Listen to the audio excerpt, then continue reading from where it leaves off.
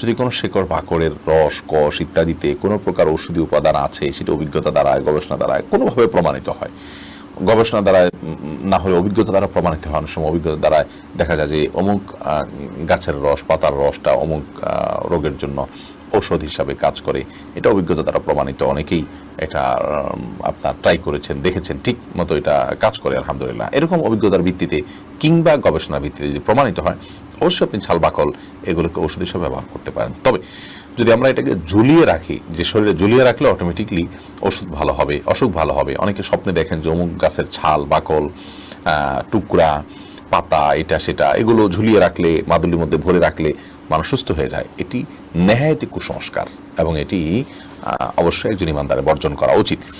সাহাবা ইকরাম কোন একটা যুদ্ধে একবার দেখলেন যে কাফেররা কোন একটা গাছে বা কোনো কিছুতে তরবারি ইত্যাদি ঝুলিয়ে রাখে, মনে করে যে এর